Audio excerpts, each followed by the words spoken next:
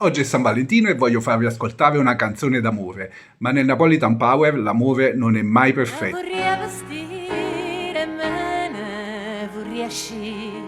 Salve a tutti, io sono Gianmarco Santarpino e vi racconto il Napolitan Power. Il brano che voglio proporvi oggi è Pianoforte e voce di Teresa De Sio, tratto dall'omonimo album del 1982. Perché proprio questo brano? Perché preparando questo video mi sono reso conto di una cosa: nel Napolitan Power l'amore è raro e quando c'è è sempre raccontato in modo diverso. Questo movimento nasce come musica di protesta, di realtà, di vita vera, e anche l'amore segue questa logica. Nessuna idealizzazione, nessuna perfezione. Quello che più mi ha colpito di questa canzone, oltre alla bellissima armonia sospesa, è il testo. La protagonista, in una notte afosa, cammina da sola per le strade. A un certo punto sente in lontananza un suono, un pianoforte scordato e una voce un po' stonata che canta una vecchia canzone. Spesso pensiamo all'amore come alla ricerca della perfezione, di un rapporto ideale, però ragazzi la verità è un'altra.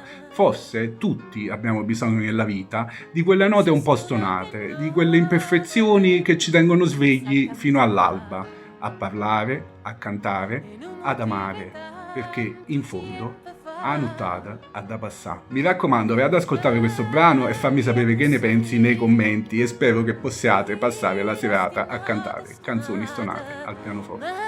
Meglio così, fatta sentire tanta nottata da passare.